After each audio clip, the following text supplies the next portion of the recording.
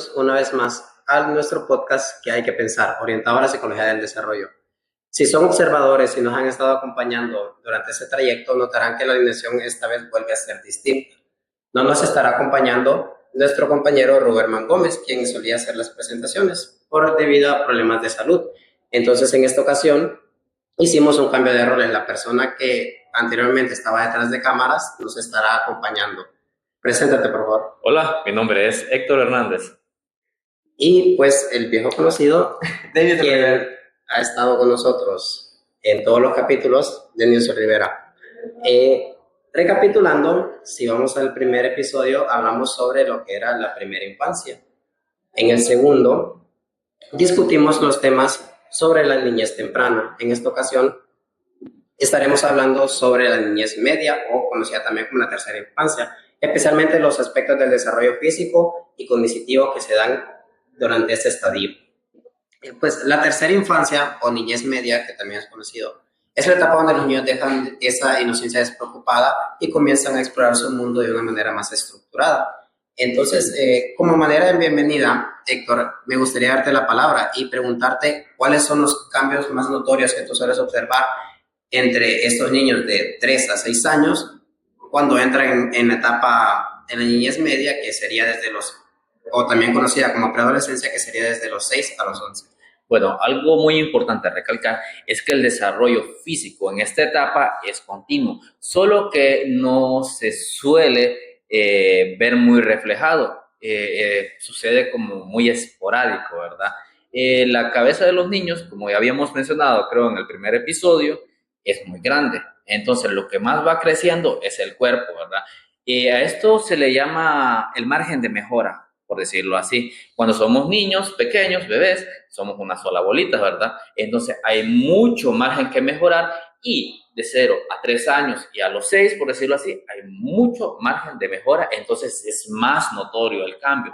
Ya en esta etapa se comienza a adquirir proporciones más cercanas a las de un adulto, ya que el cuerpo se está preparando para los cambios hormonales, ¿verdad? Entonces, los cambios físicos que ocurren en esta etapa son que los niños que son gorditos, generalmente los niños varones, tienden a adelgazar y las niñas generalmente crecen, pero conservan más tejido adiposo. También son muy notorias ya las que son diferencias raciales entre los niños, como por ejemplo los niños afroamericanos tienden a desarrollar más músculo con facilidad, las niñas blancas tienden a ser más delgadas, pero siempre conservando tejido adiposo, pero no más que las niñas latinas. Estos factores también dependen de otros factores externos que son como la nutrición y el sueño y la genética. Basándonos en la nutrición, ¿qué me podrían decir? La nutrición. La nutrición es un tema bastante importante. Creo que nosotros no le damos el espacio adecuado, mucho más en la cultura o el ambiente en la que nosotros nos vamos formando desde nuestra infancia hasta estos momentos. Por ejemplo, en esta etapa los niños tienen que proporcionarles las vitaminas y nutrientes adecuados para el crecimiento óptimo al que van a tener que exponerse más adelante. El consumo energético aproximado debe ser de 2.400 calorías diarias. Claro que, como mencioné antes, no es como que se cumpla el 100% de los casos. Como nuestra sociedad no está muy visto que consumas tal cosa como el brócoli o algunas verduras, o que no se vea. Mucha gente no cree de verdad que en algunos tipos de carnes sí haya vitaminas, porque los asociamos con comida chatarra en ciertos casos. O también tenemos que preocuparnos también en cómo nosotros no, porque no soy padre, pero que los padres, cómo le proporcionan la comida a los hijos para que llegue a llegar a su gusto, a cómo se la proporcionan, cómo se la distribuyen, cómo hace de que les guste para que no la vean como un momento negativo o de disgusto. Y una buena nutrición realmente puede ayudar bastante en el desarrollo de los niños, porque haciendo una pequeña comparación entre mi hermano y yo, nosotros en el tema alimenticio siempre fuimos bastante opuestos. Mi hermano era una persona que comía bastante, y principalmente lo que eran las proteínas, lo que era la carne. Y en este caso a mí, yo era bastante más moderado, siempre solía terminarme simplemente lo que me servían y a mí me gustaba más los granos o las verduras, como el arroz, el brócoli. A mí me gustaba mucho el brócoli, me gustaba bastante los champiñones, el tomate incluso. Y entonces ahora que nosotros hemos crecido, se nota bastante la diferencia porque él es más fornido y más alto que yo, y sin embargo yo soy más bajo y delgado que él. Aquí hay un punto importante. Vemos como a pesar de que hay una predisposición genética, porque por decirlo así, tú tendrías que ser igual o más alto que tu hermano. Ahora, tú eres el mayor, dijiste, ¿verdad? Sí. Bueno, entonces, estos factores como la nutrición, a pesar, como ya dije antes, una predisposición genética, al haber una mala nutrición, se cancelan. También por eso es importante la nutrición, tanto para el desarrollo físico como para el desarrollo cognitivo. En este caso, digamos, en nuestro caso, yo a lo mejor no pienso que hubiera sido más alto que él, pero sí que mi altura hubiera sido más considerada si yo hubiera consumido ciertos tipos de alimentos. Pero como yo me privaba de estos, al final me terminé quedando en una altura promedio. Sí, es como yo, mis hermanos son más altos que yo, ¿verdad? Entonces yo no tuve una nutrición muy buena, que se diga. Por eso, pero en mi familia creo que yo soy el más bajo. Y de todos, hay una predisposición genética a la altura, pero por culpa también de la nutrición, yo no crecí, creo, pues yo estoy aquí poniendo excusas. Me gustaría hablar ahorita que estamos hablando sobre hermanos y familia. Me gustaría poner el ejemplo de mis hermanos, porque, bueno, de mis hermanos después de mi hermana.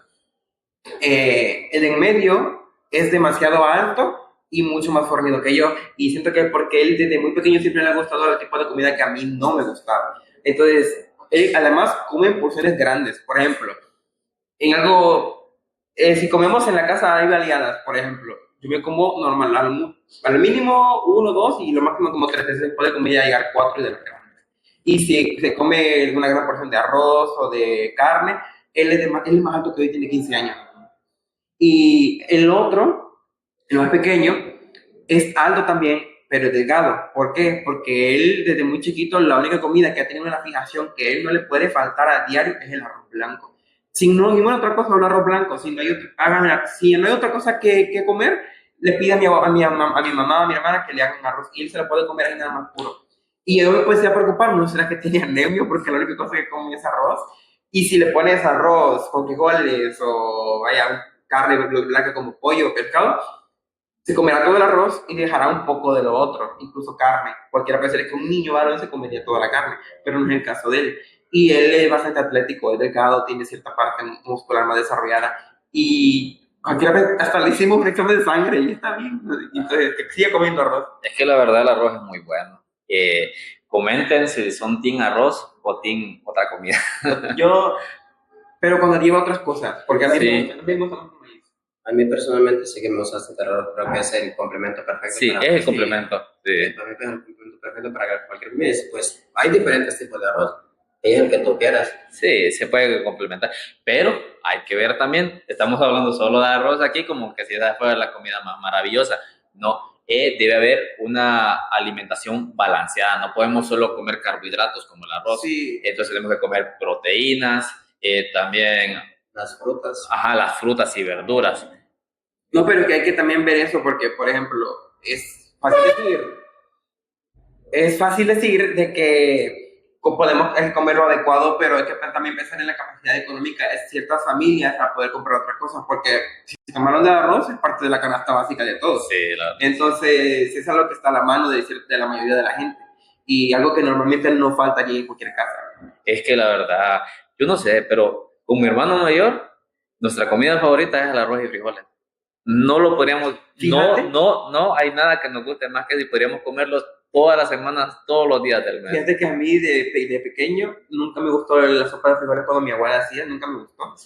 Pero empecé a agarrarle gusto porque yo le metía cada cosa adentro. O sea, tiene que tener, para mi gusto, tiene que tener chicharrón, tiene que tener huevo duro por ahí, mantequilla y tortilla. Porque solo el pura arroz con frijoles y sopa no me gusta. A mí siempre me gustó la sopa de frijoles. Al que no le gustaba era mi hermano, pero igual es como que es una sopa que a medida que uno crece le va agarrando gusto. Sí, Ah, sí, la verdad es que Uno- cuando uno es niño es bien raro, Uno la crea verdad. la conciencia. Uno ve los frijoles y lo asocia con los gases y todo eso. Sí. Uno le da vergüenza. Entonces, sí, es como estabas diciendo al principio, que los gustos ya están más definidos a esta etapa de los 6 en adelante. Paralelamente hablando, pues también lo que disminuye, en este caso la nutrición suele crecer, pero lo que es el sueño en esta etapa suele disminuir. Ellos normalmente antes solían descansar entre 10 a 12 horas, ahora ellos normalmente descansarán entre 8 a 9 horas. Este es un cambio que yo lo estoy notando bastante porque mi hermana está justo en esa etapa y actualmente tiene 7 años y ella siempre había sido una persona que dormía bastante, incluso tenía periodos cuando era bebé, cuando era como 3 años, que 16 horas dormía sin ningún problema. En esta ocasión ya vemos como ella ya no tiene esa misma capacidad y ahora bien temprano, antes que se solía estar despertando a las 10 de la mañana, ahora ella a las 8 7 de la mañana ya se despierta. Ah, sí, los cambios de sueño son muy comunes en esta etapa, ¿verdad? Falta que ver también los factores nutricionales que consume antes de irse a dormir. Y por lo general es recomendado que los niños ingieran comida 2 o 3 horas antes de irse a comer, antes de irse a comer. También tenemos que ver la influencia de las nuevas tecnologías, ¿verdad? Las pantallas de los teléfonos disminuyen el sueño en los niños, también les provocan insomnio. Bueno, en el caso de, como metiendo otra vez a mis hermanos, ellos están diariamente bastante expuestos a pantallas. Entonces, siempre que están aburridos o no tienen nada que hacer, por ejemplo, ya terminaron alguna labor, están gastando su tiempo en un videojuego o cosas así. Entonces, ya hay un momento, por ejemplo, de que yo me estoy preparando para irme a dormir, sea día laboral o no, que me acuesto más temprano de normal. Ellos siguen ahí jugando y yo los estoy escuchando. Es bastante tarde, siguen acostados. Y se puede que se levanten tarde o no, pero igualmente estar hasta ahora muy tarde teniendo sueño o no frente a una pantalla, porque lo normal que hagan es que se apagan, se preparan para dormir y se acuestan. ¿Cuánto pasó después de eso? Unos 20 minutos. Hay que ver también el contraste, cómo a nosotros de adultos nos afecta también. Por ejemplo, el cerebro de los niños está sobreestimulado, ¿verdad? Más con las pantallas, esto provoca problemas de sueño, valga la redundancia. Incluso a mí, yo llego del trabajo, agarro mi teléfono y aunque tenga sueño, se me va el sueño. Es por lo mismo, las pantallas, sí. Común incluso, porque uno normalmente el sueño tiene que ser porque uno necesita esa área. Tú tienes que tener una rutina y no simplemente caer desplomado porque ya estás agotado, ya no puedes cargar más, que eso es más lo que se le pasa con estos niños, que ellos ya no duermen, porque antes uno, en mi caso yo siempre tenía la regla de a las 10, 11 de la noche yo ya tendría que estar dormido. En este caso ya no suele ser así. Ahora los padres suelen dejar a los niños con las pantallas y estos se suelen ir a dormir ya porque ya están cansados. Incluso esto les suele terminar Pasando factura. Ajá. en su vida diaria, porque muchas veces mi hermana, ella comienza la semana normal, pero a mitad de semana ella se le nota cansada y a las 5 o 6 de la mañana ya está durmiendo porque no aguanta ella, ya no ha dormido lo suficiente y no aguanta todo el día. El desarrollo físico viene acompañado en esta etapa con una mejor coordinación, precisión y fuerza, que esto está mucho más refinado en el juego. Pero ahora le quiero preguntar a ustedes, ¿dónde se propicia más el juego? Yo creo que en la actualidad el juego está más propiciado en lo que es el recreo, en las escuelas, debido a que es el ambiente donde el niño pasa más tiempo y es el ambiente social donde logra conectar con individuos que tienen sus mismas preferencias, por decirlo así. El juego de los niños tiene la característica de ser más rudo. ¿Por qué razón?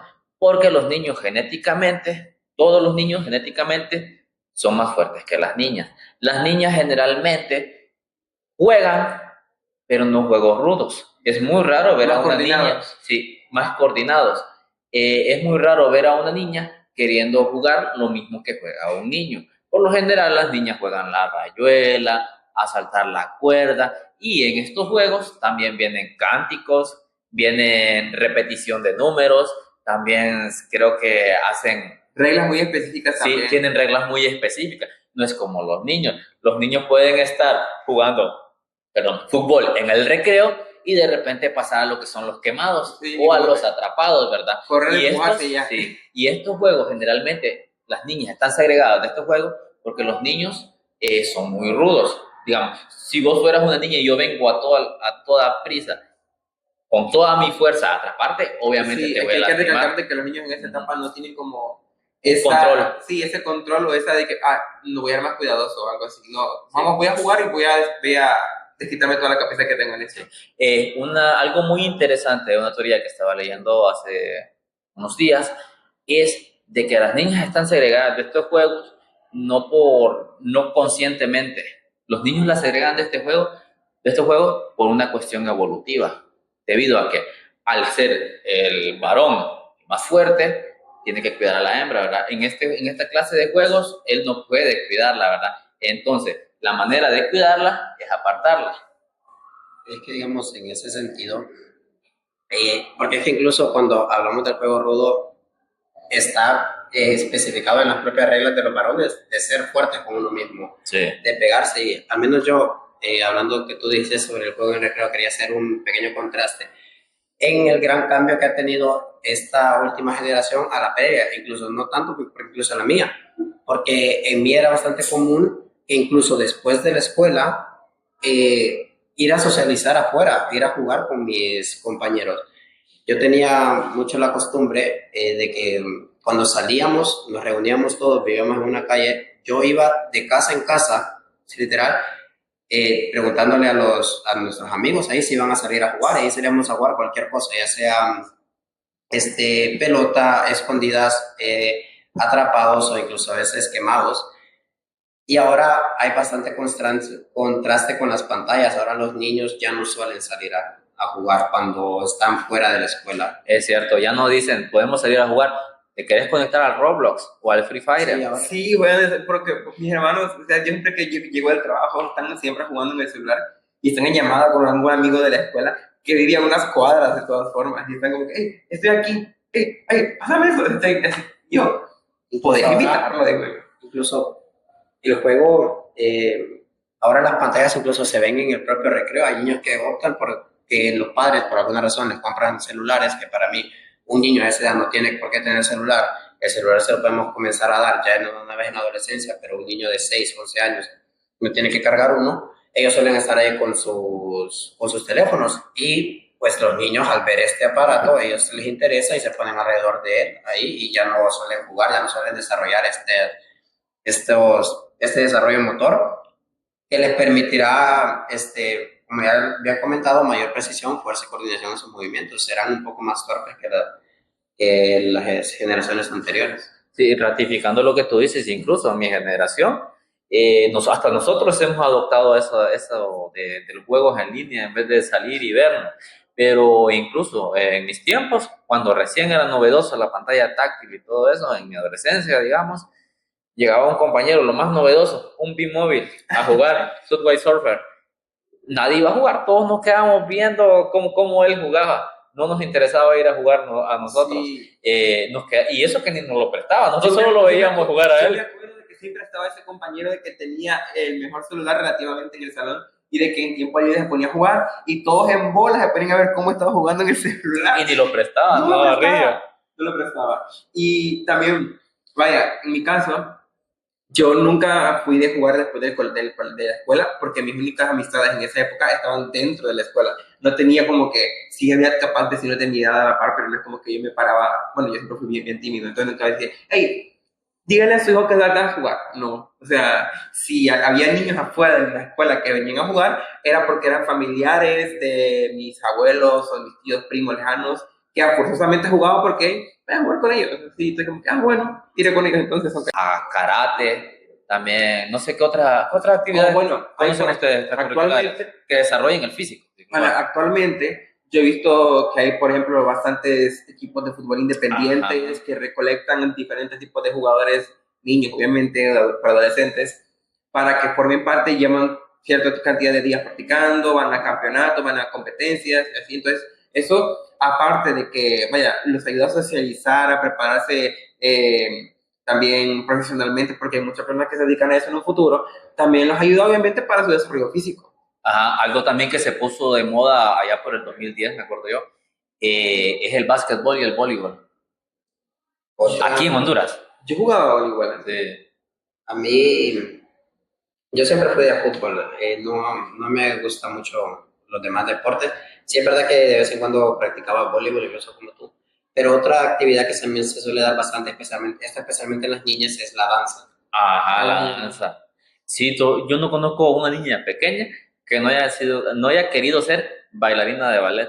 Inscribirlo. Yo incluso Sí. le comento a mi madre eso, porque ella no inscribe a mi hermana en una clase de baile, o que le pregunte a ella. Porque al fin y al cabo esto no simplemente les ayuda en su desarrollo físico, perdón, sino que también enseña conceptos como el trabajo en equipo, la disciplina y la perseverancia. La coordinación también. Ajá. Porque son Porque pues cualidades que en un futuro le van a terminar siendo bastante útiles. y quien quita que no sea reconocida, porque yo recuerdo que tenía una compañera una vez en secundaria que llegó, era nueva y causó revuelo porque yo recuerdo, ella será famosa o qué, porque esa chava sabía dibujar, sabía cantar, tocaba instrumentos, sabía bailar, y siempre que había algún evento en la escuela, porque era privada, o sea, había muchos eventos, Ya. por ejemplo, algunas presentaciones por el Día del Padre, el de la Madre y cosas así, siempre la metían a ella a que hiciera una presentación bailando y, o sea, el colegio la explotaba porque sabía que tenía un talento, pues la metían en cualquier parte. En las actividades extracurriculares no simplemente están las actividades físicas, sino que también podemos apuntarlos a clases de artes, También. para que desarrollen su lado artístico, su lado creativo. También tenemos los clubes de lectura. Ajá. A mí también está la música, las clases de música. En este caso, yo tengo una anécdota que mi madre cuenta que cuando yo tenía alrededor de 2, 3 años, era común que yo en ese entonces vivíamos con mis abuelos. Mi abuelo tenía una guitarra, entonces yo cuando era pequeño entraba al cuarto de mi abuelo y le agarraba la guitarra y me iba al patio a tocar la guitarra con mi abuela y cantando. Yo personalmente no tengo ninguna memoria de esto, pero ella es algo que me dice que era bastante común. Lo que sí que me recuerdo es que en una Navidad yo recibí de regalo una batería, pero pues por cosas así, como yo tenía un hermano menor y en ese entonces vivíamos con mi primo, no duró mucho. No duró mucho. Ya quedó pequeño.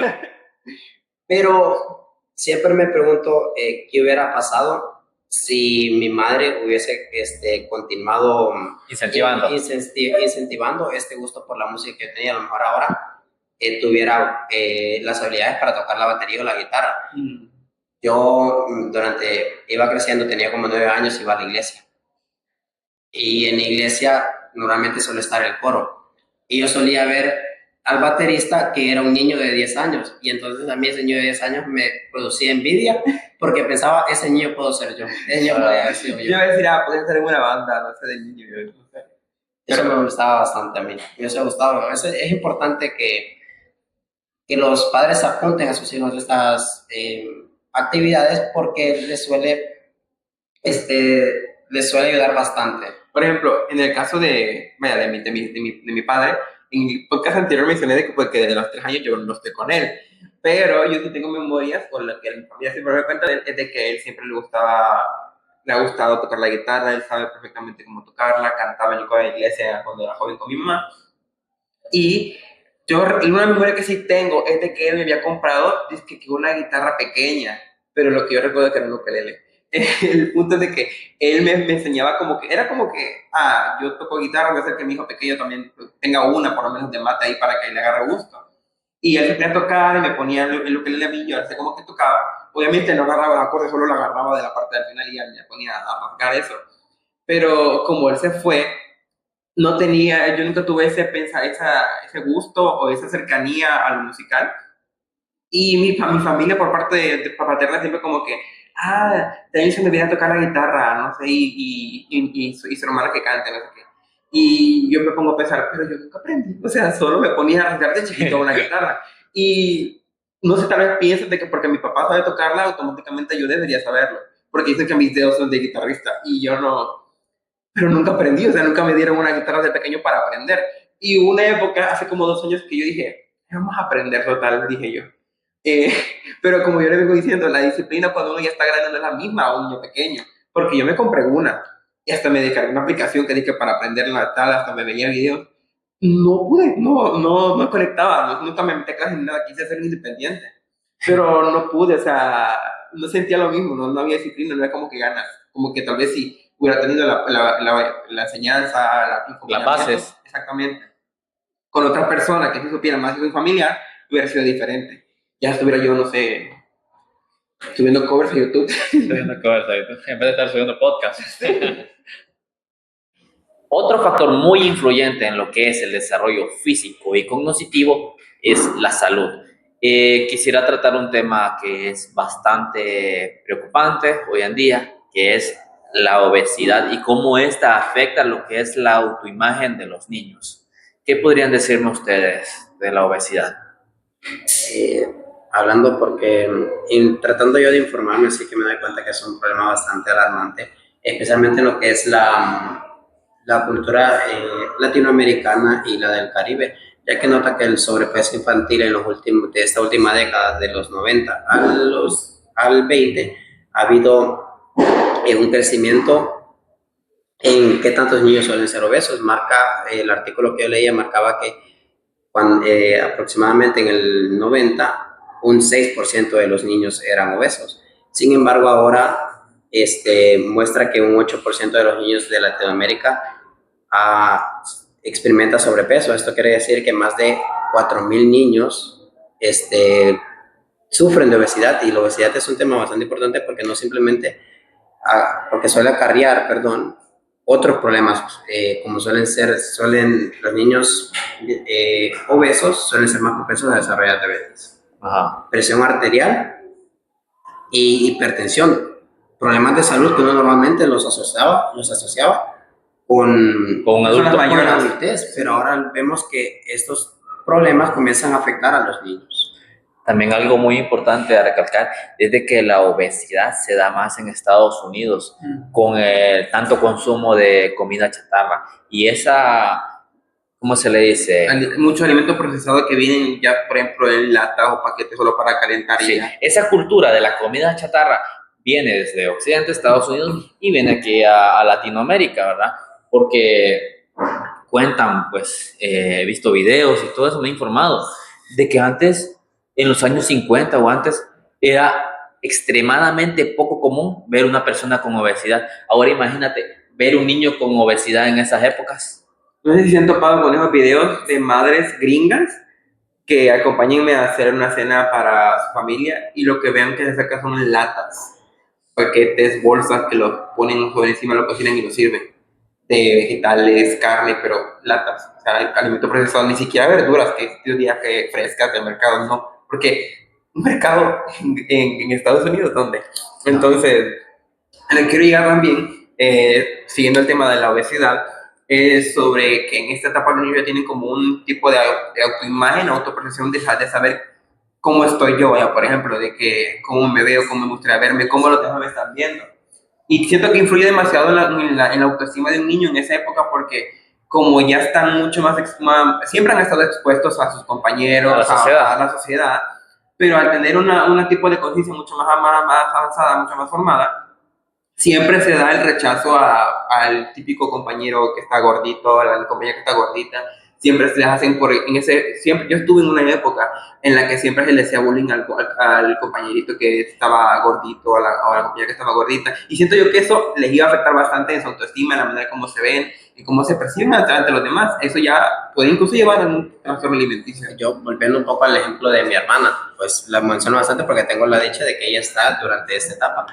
Y cuando yo era pequeña, yo le solía decir cachetona, porque ella es bastante cachetona, y ella no se molestaba, incluso te podía decir que le gustaba. Ahora que yo le diga cachetona, ella se molesta. Incluso cuando, por momentos, porque no habla así, y de la nada suelta el comentario, está un poquito gorda, ella se molesta cuando está gorda.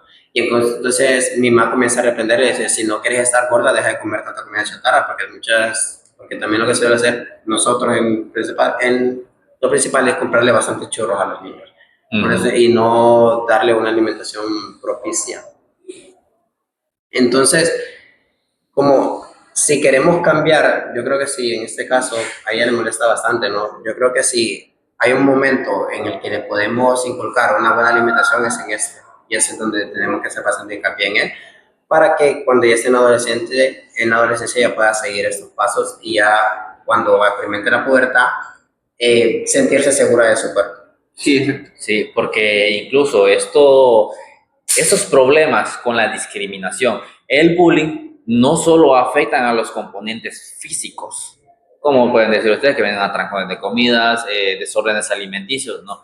También afecta lo que viene a ser el desarrollo cognitivo, el desarrollo cerebral, como la inteligencia de los niños. Es que a veces, es que suelen ser incluidos y al ser incluidos ellos no pueden, no socializan. Al ser excluidos. No aprenden de otras, ellos se quedan aislados y son marginados y al final no terminan desarrollándose con los demás. Sí. Ellos mismos se aíslan también porque no se sienten seguros en el ambiente Claro, en el que están. Estando en un ambiente en el que hay gente rechazados, discriminados, menospreciados, ¿cómo van a sentirse cómodos de integrarse a un grupo, a formar, por ejemplo, actividades que tienen, porque puede incluso de que tengan gustos en común, pero lo dejan de lado porque no es de su agrado, no me veo bien, ¿sabes? ¿Qué voy a andar haciendo yo ahí? Me van a molestar. Sí.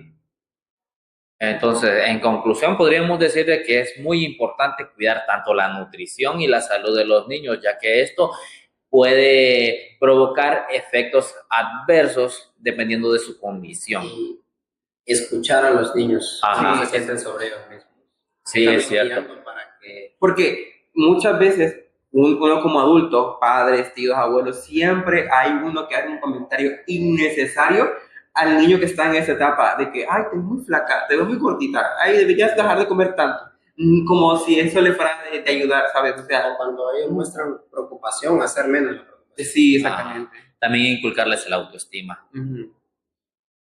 Durante todo este tiempo hemos estado hablando bastante del desarrollo físico, pero también me gustaría hacer hincapié esta vez en el desarrollo cognitivo que experimentan los niños en esta etapa.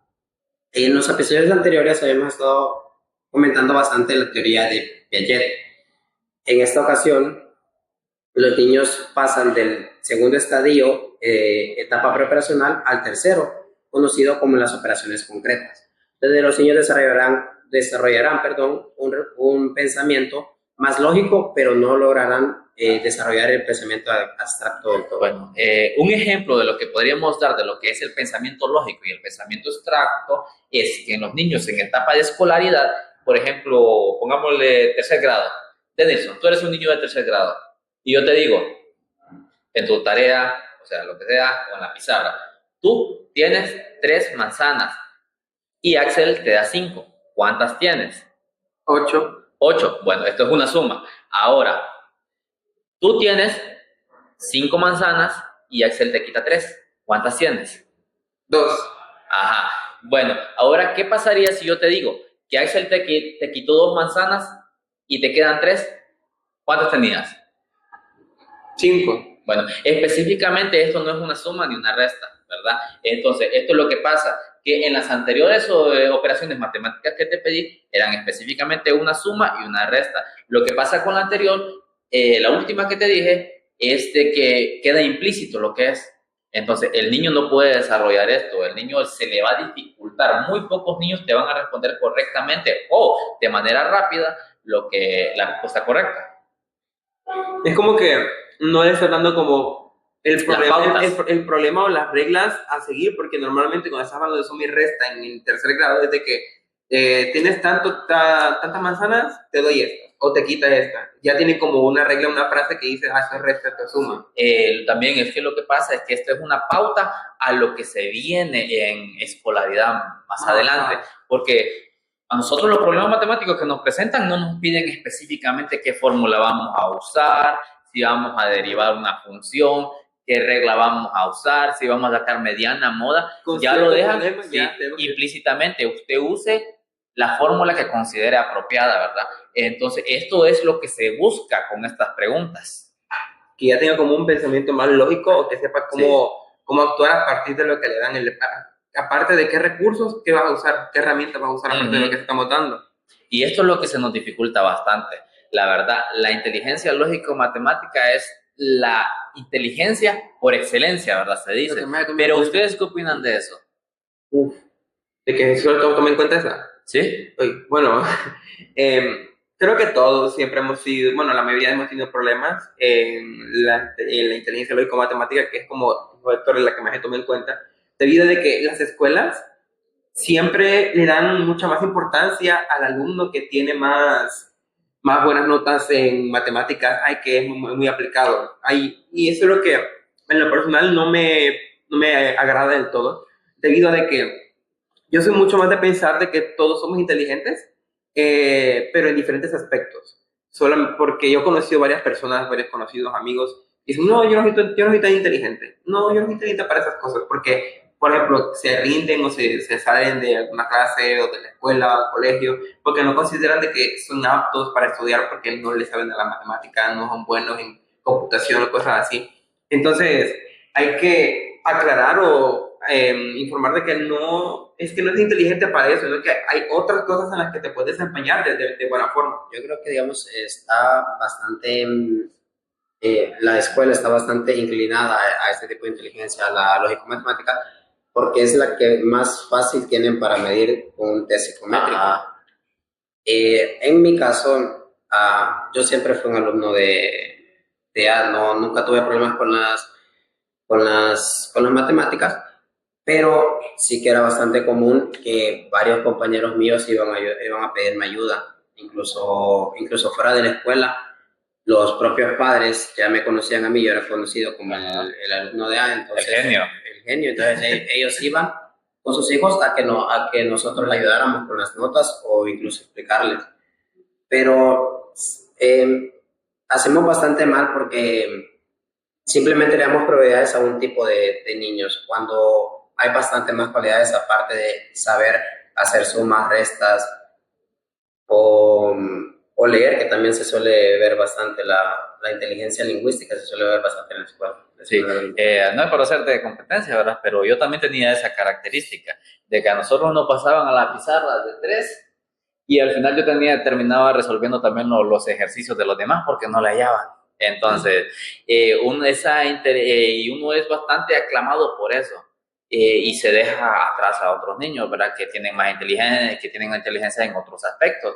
Por ejemplo, niños que son inteligentes en ciencias naturales, porque hay muchos niños que les gustan bastante los animalitos y las flores y las plantas y todo eso, y eso es lo que se ve, pero no se lo resaltan tanto como al niño que sí le sabe a las matemáticas. Este pone matemáticas. Es el mejor de aquí. Bueno, y también entrando a lo que ya son las teorías de las inteligencias múltiples, sabemos de que no solo existe la inteligencia lógico-matemática. ¿Qué otras inteligencias existen que conocen ustedes? En la teoría de Gardner, pues él menciona que son 8 las principales. Ya comentabas la lingüística y la matemática. En el tema de la lingüística, pues se ve bastante la manera en que ellos se van a expresar, su gusto por la lectura, y la matemática su capacidad para usar el razonamiento lógico. Una que comentamos antes incluso es la inteligencia musical de los niños. Niños aquellos que saben tocar un instrumento, a lo mejor no es tan aclamado en las escuelas, pero sí que es bastante importante. Se plantea mucho el debate de quién es más inteligente, aquel niño que sabe hacer operaciones matemáticas, o el niño que sabe tocar un instrumento. Siento que es diferente porque si un niño es bueno con las matemáticas, siempre lo van a resaltar porque es inteligente. Pero hablando ahora del tema de inteligencia musical, sí o no, a muchos nos daría asombro ver un niño tocando una batería, una guitarra o un violín. Porque no es muy común. Ahí como que se llama la atención porque, un niño tocando un violín, un piano. Es que eso incluso pasa a uno, porque yo soy bueno en las matemáticas, siempre me he considerado bueno, y yo veo unas matemáticas y entiendo. Hay gente que ve un papel, una operación así en matemáticas y dice, eso es chino para mí. Yo le suelo entender bastante. Pero a mí me pones un score que se le dice una partícula y yo no le voy a entender. Obviamente no se necesita mucha inteligencia. No. Es como a veces yo veo operaciones matemáticas, incluso veo operaciones matemáticas, qué simple esto, y para mí es simple, y yo... Con ciertas matemáticas que uno no conoce, pero con los propios conocimiento básico. uno va intuyendo, pero a mí me muestra Pero sí, pero hay gran contraste con las habilidades de otros compañeros, ¿verdad? Bueno, Que no le entienden y uno ve, pero eso está muy simple, míralo, ahí está, pero no le entienden, a ver, aunque le dé no. vuelta. Bueno, es que, bueno, comparando de mi punto de vista, yo nunca fui tan aplicado en las matemáticas. Sí les entendía lo básico, sí podía manejarme, no sacaba 10, no sacaba todo, pero sí me acoplaba a lo que había. Yo lo que, vaya, yo era un poquito más bueno memorizando y expresándome, y vaya, yo siempre he sido un niño que, vaya, un poquito más artístico desde pequeño, porque desde que yo tengo memoria, yo siempre gastaba todos los cuadernos que tenía, los que me sobraban, los que tenían páginas blancas, dibujando. O sea, me encantaba mucho dibujar. Mi mamá me lo apoyó bastante, incluso. Sí, por ejemplo, ya veía que yo dibujaba, me compraba los colores, me compraba más lápices, me compraba más páginas, y ella bien orgullosa me presumía. De hecho, yo recuerdo que siempre que había algún evento en la escuela sobre competencia de algo, de dibujo, cosas así, yo era el que lo terminaba ganando. Y siempre como que la gente me recuerda como, ay, que sabía dibujar. Las maestras me decían, ocupo la imagen de una planta, tenis un pase al frente a dibujar esto. Incluso aquí, mira, tú fuiste el que dibujó eso. Entonces tenía esa Inteligencia. Esa facilidad de entender eso sobre cómo, porque la memoria, como había mencionado, me ayudaba bastante, porque desde pequeño siempre me presumía mi madre de que los dibujos que yo les hacía eran en base a memoria, porque como en ese entonces yo no tenía un celular, vaya, para Ni ver. podías calcar. Exactamente. Entonces yo veía, por ejemplo, caricaturas en mi infancia, y yo después de lo que recordaba los hacía. Y era bastante parecido, o sea, yo era un niño que veía mucha televisión, entonces lo que veía lo terminaba dibujando, tenía unos cuadernos llenos de eso, obviamente no los tengo ya porque son viejos, pero hasta el día de hoy sigo dibujando y siento que es algo que he practicado durante toda mi vida y lo que me ha ayudado bastante. Entonces, lo que tú lo que tienes es la inteligencia artística, pero no significa que esto te prive de tener las otras inteligencias, ¿verdad? Como dices, tienes bastante desarrollada la lógica matemática. Por ejemplo, yo tengo desarrollada lo que es la inteligencia lógico-matemática, la lingüística, la musical nada, peor la kinestésica corporal, la interpersonal, podría decirse que por ahí se va, y la visual espacial, la verdad, yo les digo que por esa puerta posiblemente choque cuando pase. Sí, no. Entonces, como les digo, tener un tipo de inteligencia más desarrollada que otro no te priva de las demás. Sí, no es como que estás encasillado a yo soy bueno pues solamente en esto. Ajá. Todos tenemos como un grado de cada una, Sí. y lo que nos sentimos mucho más cómodos. Por ejemplo, el niño que le gustan los animales va a saber bastante de eso. Siempre hay un niño que sabe de animales o de dinosaurios y siempre comanda y ¿sabías tú que este dinosaurio no es un dinosaurio, sino que es un reptil volador? Y siempre hay alguien que sabe de eso. ¿Sabías tú que las iguanas no son dinosaurios, son las gallinas? Las inteligencias van bastante entrelazadas con el gusto del niño. Exactamente. Ajá, eso sí. Bueno, ahora chicos, vamos a lo serio. ¿Ustedes qué opinan? ¿Ustedes qué creen? ¿El inteligente nace o se hace? Bueno, desde mi punto de vista, de lo que yo he vivido, para mí se hace. Bueno, porque como tú mencionaste, con mi inteligencia, a mí me siento mucho más cómodo como el artista. Yo puedo, por ejemplo, yo me siento mucho más cómodo sabiendo sobre técnicas de dibujo, cosas así, por ejemplo, proporciones, teoría del color. Yo me riego si tú me preguntas de que por qué el azul combina con el amarillo, y yo te digo por qué. Yo me sé todas las combinaciones de la triada, el cuarteto, todas esas cosas. Entonces, pero porque yo lo he aprendido, porque me ha gustado y porque yo he practicado, porque desde que tengo memoria, que yo sepa desde kinder que me pongo a dibujar caricaturas que me gustan y yo tenía los cuadernos hechos, o sea, por eso como que a mí me choca un poquito cuando dicen, no, ¿qué talento tienes? Me he esforzado desde pequeño aprendiendo a dibujar, practicando cómo hacer manos, cómo aprender a colorear y esas cosas. Entonces, a mi parecer, no sé si depende de cada quien, pero en mi caso, yo me esforcé, yo me practiqué desde pequeño, porque me gustaba y quise perfeccionar, quise hacerlo mejor cada vez. Entonces, a mi parecer, en mi caso.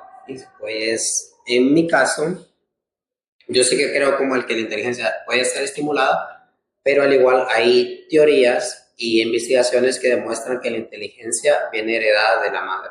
Sí, como la primera teoría, creo que fue la de Francis Galton, que dice que la inteligencia es heredada de la madre. Entonces, en sí, pienso que hay una predisposición a la inteligencia. Hay niños que son más capaces que otros a la hora de captar información. Sí, la verdad que sí. Como, ¿tú qué pensarías? ¿Que eres una persona inteligente de las que se esfuerzan o de las que ya lo tienen innato? Yo mientras yo iba aprendiendo en la escuela, yo era una persona que pues realmente los temas los captaba rápidamente, incluso a la hora también pues la memoria, yo era fácil aprenderme conceptos, nunca tuve realmente problemas en notas, siempre era el primero, incluso cuando la Liz hacía la pregunta, ¿qué es la energía hidráulica, por ejemplo, en estudios sociales? Yo era el primero en contestarlo, siempre a cada rato, incluso en cualquier ámbito, en temas de gramática, ortografía, matemáticas, en ciencias, por alguna razón siempre, yo al menos para mí nunca fue Difícil. un peso Ajá. a la escuela, porque hay muchos niños que se les un peso, para mí siempre fue muy fácil. No tendrá que ver, siento yo, de que hay niños que les gusta mucho o que les atrae saber cosas, que por iniciativa propia investigan o... En mi caso, yo es cierto que yo Pero, yo vivía con mi abuelo vivía con nosotros en ese entonces más que nada, él se había mudado con nosotros, y mi abuelo tenía la costumbre de comprar el periódico, pues él era una persona mayor, a ella le gustaba mucho leer el periódico. Una vez que él terminaba el periódico, yo solía agarrar y leerlo, entonces yo entiendo que de ahí yo iba desarrollándome, pero para mí, como le digo, nunca era algo que me gustaba, no, y siempre tuve la capacidad de leer rápidamente, incluso cuando era pequeño, porque no te estoy hablando de que eso lo hacía yo cuando estaba grande, no, ahí tenía unos 7, 9 años, 7, 8, 9 años. en mi caso, entonces, yo pienso que sería como una amalgama de ambos, porque sí hay muchas cosas que se me facilitan. Por ejemplo, tocábamos antes el tema, ¿quién es más inteligente? ¿El niño que sabe matemáticas o el niño que te puede leer un párrafo, interpretártelo y hacerte una analogía con este? En pocas palabras, ambos serían igual de inteligentes o ninguno sería más inteligente que el otro, ¿verdad? Entonces, en este caso, yo sí he logrado, hay muchos temas y cosas que yo puedo captarlas súper fácil, pero también hay otras cosas en las que me tengo que esforzar bastante. Entonces, es como ese contraste. A mí hablábamos antes de lo kinestésico físico. Ajá. A mí me ha costado mucho aprender a tener coordinación en mi cuerpo. Es igual, yo no muevo y me muevo, intento bailar y parezco una sanguijuela con sal. Yo a veces he querido aprender a bailar, le he dicho, enséñame a bailar, sí, pero me pongo y doy pena, o sea, no. Yo me sorprendo cuando hay, por ejemplo, personas que, vaya, en la inteligencia visual espacial, que, vaya, como yo una vez me pregunté, una pregunta muy rara, de que yo estaba dentro de un autobús, adentro como pasajero obviamente, y pregunté, ¿por qué aquí se ve más grande y cabe en un carril, pero el auto se ve más pequeño y también cabe en un carril? Entonces, ¿qué es lo que hace que eso quepa? O sea, para mí, si un auto es más pequeño, ¿cómo cabe igualmente en un carril que un autobús? Y cómo es de que un autobús, vaya, en la del trabajo, por ejemplo, cómo da la vuelta en partes pequeñas y no choca, o hay veces que yo veo de que le da movimiento y pasa la pérdida de la persona y la persona así, y se inmuta de que pase un autobús ahí, que casi le puede... ¿Y el conductor? Sí, y el conductor como... No, digo... Pues yo me pongo a pensar, yo no atropello al tipo, digo. No, ustedes saben manejar. Aprendí a manejar, sí, pero siempre le tengo bastante miedo. No. En ese caso, yo también aprendí a manejar, pero no le pasó. No, la verdad tampoco no. No pierde. Siempre le tengo bastante miedo. No. En ese caso, yo también aprendí a manejar, pero no le pasó. No, la verdad tampoco no. No pierde. Es también otra cosa bastante importante, los idiomas.